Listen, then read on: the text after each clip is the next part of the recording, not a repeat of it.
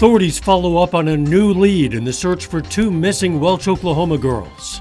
CDC data shows millions of Americans are skipping their second vaccine doses, and that's leading to waste at local pharmacies. And the community of Weir, Kansas looks at the first impressions it's giving visitors. The 4 states' most watched news starts now. Could shape up to be a loud night, or at least a wet one for some parts of the 4 states as strong storms move through. This is KOAM News at 10. Doug Heddy joins us now with our first look at the weather. Yeah, Dow, we've had showers, even a few thunder showers, starting to pick up over the past couple hours, and you could kind of see this storm system moving in the past couple days. It's been warm, it's been very windy, kind of like what we saw today. High temp 77, average high is 73 degrees, but look at the rain starting to spread in, at least over the past several hours. Most of this has been light to moderate, but we are getting a few thunder showers within this batch, especially in southeastern parts of Kansas. But the bigger severe storms have mainly stayed down across Oklahoma and parts of northern Texas. But all this moisture is heading toward us, and it will pick up a little bit in intensity as we go through the overnight hours tonight. I don't think we'll see anything severe, but later on tonight we could get some stronger storms in here, so we do need to watch that. And then as we go through the daytime hours for us tomorrow, it's periods of showers and thunderstorms. Some of these storms could be strong. Also, it looks like we could get some heavy amounts of rain over the next 36 hours. We're going to break this down for you here in just a bit. All right, we'll see you then. Thanks, Doug. Authorities in Oklahoma today dug up a root cellar at a home in Pitcher as they searched for the remains of Ashley Freeman and Laura Bible, who've been missing for more than 20 years. Investigators believe the girls were kidnapped and murdered, but their bodies have never been found. The home used to belong to David Pennington, one of 3 suspects in the case. Pennington has since died. Pennington allegedly threatened to beat his ex-wife and stepdaughter if they ever looked in that cellar, which led authorities to want to investigate it. And nobody, no other neighbor would think anything about it because somebody lived here. And so you could have drove down the back roads and come right up here, pulled in, put bodies in there, and nobody think the difference. So far, authorities have not found anything at the site. Ronnie Busick, the sole living suspect in the case, is serving 10 years in prison. In July, he pled guilty to accessory to murder in the girl's disappearance. Busick's sentence could have been reduced to 5 years in prison and 5 years probation if the remains of the 2 Welch girls had been found. Authorities say a man from Joplin died after his motorcycle crashed over the weekend in Newton County, Arkansas. Orville Nelson was traveling on Highway 7 when his motorcycle skidded off the road, hit a bluff, and flipped. Nelson was 65 years old. A man from Coffeyville, Kansas, charged with shooting outside Zan nightclub in downtown Springfield, Missouri, is claiming self-defense. Juwan Thompson told an investigator he and 2 friends were spending a night out on the town. He says they didn't have any problems when they went into the club Saturday night. Thompson told the investigator he got a gun from his car after leaving the club because he felt safer. Outside Zan's, Thompson says a man hit him in the face with what he believed was a gun. At least 2 others tackled him. Thompson fired a couple of shots. A bullet hit one man in the side. Thompson's charged with first-degree assault and armed criminal action. Across the country, millions of Americans are missing appointments for their second vaccine dose. According to the CDC, more than 5 million people, about 8%, had missed their second Pfizer or Moderna doses as of early April. The CDC says the second shot is critical in helping protect people from the virus. Some local health providers are feeling frustrated as they have to waste COVID-19 vaccines, in some cases due to people missing second shots. Prater's Pharmacy in Webb City says they're also experiencing no-call, no-shows for first doses. So if you have an appointment with any provider for your vaccine, I would just ask that you keep that appointment even if something comes available sooner. We're not trying to be rigid about that. It's just there's a lot of planning involved, and if you do cancel that appointment, we do need to fill that spot or the vaccine will go wasted. Prater says once a vaccine vial is opened, it can't be transferred to another facility or put back into cold storage. Sickness, violence, fear, anger. Over the past year, a lot of Americans have been exposed to all of them. If not directly, then through social media or stories we see. It can all take a toll on our mental health, and there's a name for it: vicarious trauma. Mandy Gaither has more on how to cope when it all feels too much. From the pandemic to mass shootings and racial injustice, if you're feeling overwhelmed, you're not alone. Even just us regular people just sitting on a couch listening to these stories are actually having the experience secondary as if they were involved in the trauma. Cheryl Ziegler, a Denver area therapist, says it's called vicarious trauma and can trigger troubled sleep, increased feelings of depression, heightened anxiety, fears, and anger. It really is impacting our mental health, but because it didn't happen firsthand, sometimes people aren't connecting that all of this trauma going on around us is actually impacting us to a really significant level. To cope with all that you're seeing, Ziegler says to identify the source of your feelings and think about your past. When you have a sense of your own trauma history, you know your vulnerabilities to things that go on around you. From there, Ziegler says to find ways to reduce stress, like deep breathing. Try to distance yourself from those feelings by exercising and get support from others. That could be through connecting with others who maybe talk about other things or bring you joy and don't, necessarily bring up these stressors. It could be professional help if you find you're really going through some anxiety or depression. For many, the past year has been filled with a lot of emotions, so vicarious trauma can be long-lasting, each exposure accumulating inside you. But Ziegler says simply knowing this type of trauma exists, that others experience it too, can help. For Health Minute, I'm Mandy Gaither. Ziegler says there's also another symptom of vicarious trauma that swings the opposite way, called compassion fatigue. It's where you're tired of the stories or no longer have compassion. She says that's something to be aware of as well. Still ahead, first impressions are important for people and communities. So we're going to tell you how a southeast Kansas town is figuring out what first impression it's giving to visitors. And Missouri hasn't increased its gasoline tax since 1996. But that could change under new legislation in Jefferson City. The city of Weir, Kansas is getting a peek at how the community looks to visitors. KOAM's Bronte Sorotsky has how this project aims to lead to improvements for the town. When things aren't working in a community, it's up to officials to work to change them. But sometimes we get so used to things as they are and can't see issues right in front of us. Kansas State's First Impressions program wants to change this. The program had outsiders from Mound City visit Weir and the other way around to give their unbiased opinion on where the town succeeds and where they can improve. Everybody has bad things in their city. Everybody has good things in their city. We just always can't see it because we're too close to the subject. Nancy Daniels from Kansas State says visitors who come to Weir notice that streets could use some improvement, but also that they were a friendly, tight-knit community. They discovered a wonderful little elementary school and friendly people, and those are things that they can build on. Daniels adds that shoppers believed Weir's proximity to big cities was a problem for the town, but Daniels sees it as an opportunity to be better. When we asked the visitors the biggest obstacle facing this community, their response was that the fact that they are so close to so many other big cities. If you have a choice between living in those larger communities have your jobs, they have your recreation, they have your specialty shops that you don't have. But you have a wonderful school district and a great place to live. So, make it a great place to live, make it fun, and tell people about it. One visitor from Weir, who toured the neighboring town in Mound City, says being a part of this project to help out smaller cities is key to preserving them. Small towns are really getting lost. And so I think with us all trying to help each other and see what we can do, that a small town's a good place to live. In Weir, Bronte Sorotsky, KOAM News. This evening, the town of Weir presented the findings from the First Impressions project and had a town-wide discussion to pinpoint their strengths and come up with solutions for some problems.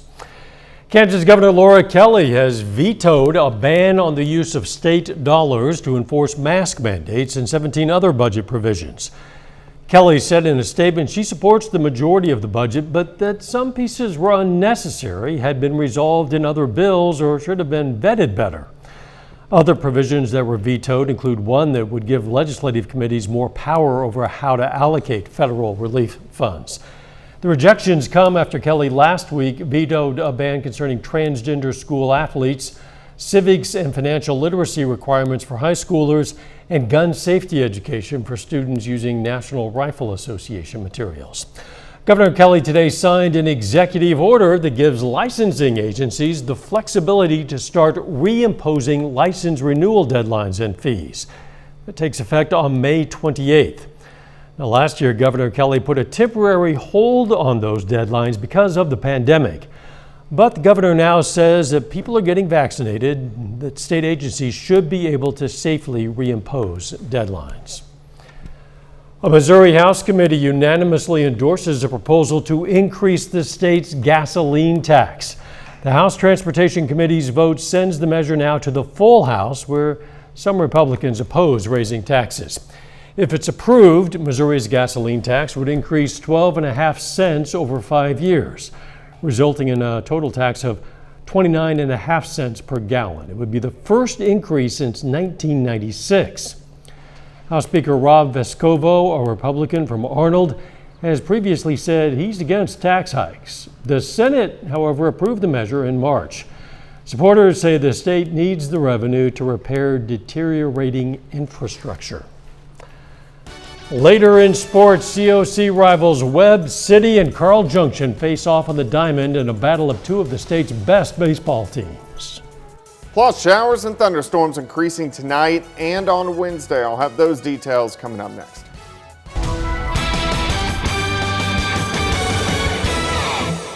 Another warm and windy day for us today. Winds at times are gusting near 40 miles per hour. A lot of clouds all day long, but temps for highs upper 70s to near 80 once again. But we do have some showers. We've had a few thunder showers across the region over the past couple hours building. And this next storm system is going to be with us for about the next 36 hours. And it will drop some decently heavy amounts of rain, especially along and south of the I-44 corridor. So that is why we have flash flood watches in effect in Oklahoma, Arkansas, also southwestern parts of Missouri, but along and south of Interstate 44. That's where the heaviest of the rain is going to stay. All right, time lapse for you. This is at Indigo Sky Casino and Resort. You can see the cloudy skies all day long, very windy.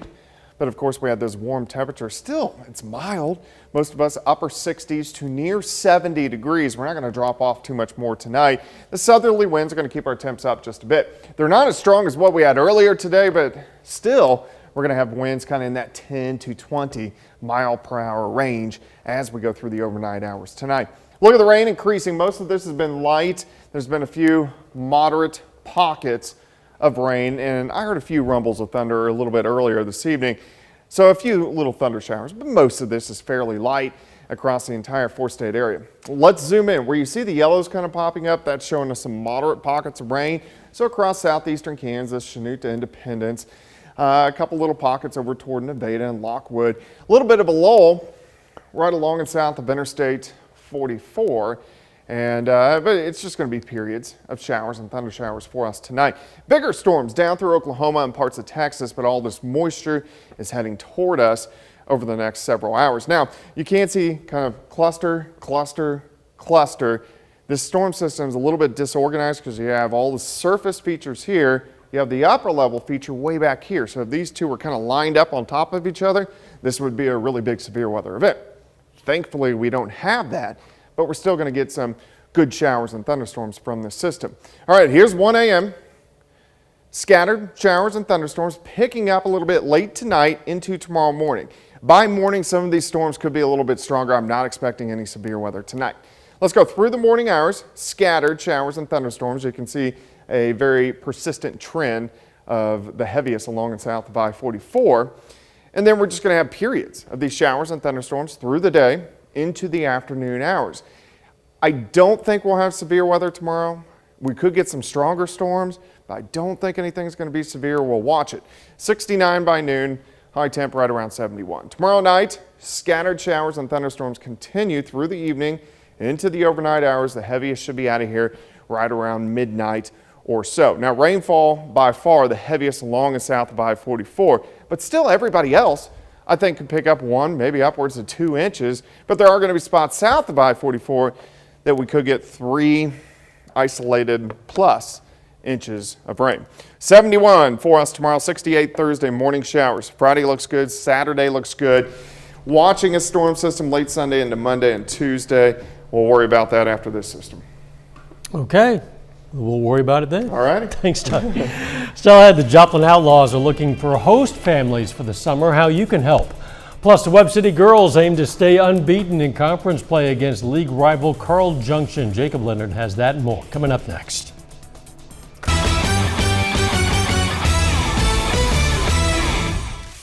The Carl Junction Bulldogs hit the field tonight against Webb City. And not only is it a rivalry game between the two COC schools, but it's a matchup of 2 of the best teams in the state. And Webb City's ranked number 2 in Missouri Class 5 right now. CJ's number 6. At the top of the first inning, Matt Woodmansey goes the other way. Brings Tragan Parker home. Webb City on the board first. Now the second inning, it's a big one for the Cardinals. Jeremiah Leeming pulls it to left. Eli Goddard rounds third and scores. Webb City gets 3 more in the second. Moving on to the fourth now. Runners on the corners for Dylan Eck. Check it out. Beautiful squeeze bunt there. Noah Southern beats the tag. Bulldogs get their first run. Cole Gaiman, real good today on the mound for the Cardinals. Back-to-back strikeouts to finish off the 5th inning. He goes 5 1/3 this evening. Webb City puts it away in the 6th. Tragan Parker with the bases loaded brings 2 home, his 43rd RBI of the year. Webb City cruises by CJ tonight 11-5. Carl Junction's a great team. They got really good pitching. We were fortunate enough to get some timely hits today, and I thought Cole Gaiman pitched a heck of a game. He attacked the zone early. We made the defensive plays when we needed to, and it was a good game. It was a good win. Pitchers, I mean, they struck us out 10 times. I mean, their pitchers are good pitchers. So we battled. You know, we battled when we needed to get guys on and put some pressure on them. We think we can do that a little bit, and we played good enough defense, and I thought Cole pitched real well.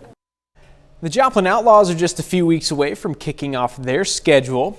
The summer collegiate team will play at Joe Becker Stadium in their home opener on June 4th. Right now, they're looking for host families to house some of the players coming in from other cities to play this summer. And General Manager Mark Raines says they currently have 6 or 7 players who are still looking for a place to stay. All these players have been away to school. They know how to take care of themselves. They know how to do their own laundry. They know how to, find food, get a meal, that type of stuff. I knew if my kids were going somewhere, I would want them to have a great place to stay. And I know we have a lot of really great families here in this Joplin area and could easily open their homes to someone like this. Families interested in serving as hosts this summer can contact Raines directly. And more information, including contact information for the team, is in this story on the sports page at KOAMNewsNow.com. In the major leagues tonight, the Kansas City Royals, best record in all of baseball coming into the day, by the way. They're in Pittsburgh with an H facing the Pirates. The Royals only managed to score once, falling 2-1. In the National League, Cardinals try to even the series with the Phillies tonight, and St. Louis does get it done, winning 5-2. The Webb City girls soccer team sits in first place in the COC coming into the day. And the Cardinals are 4-0 in league play and 14-2 overall. Webb City aims to stay perfect in the COC, hosting league rival Carl Junction this evening. 21st minute here, Cree Vaden in Bulldog territory, but Chrissy Figueroa slides in to stop it. We're scoreless after 20 minutes. Later on in the half, Lauren Burgess with the ball takes the shot, but Delaney Duke got a little hand on it. We're still scoreless at half. 59th minute now. Ania Bimo with the shot on goal, but Figueroa there for another stop.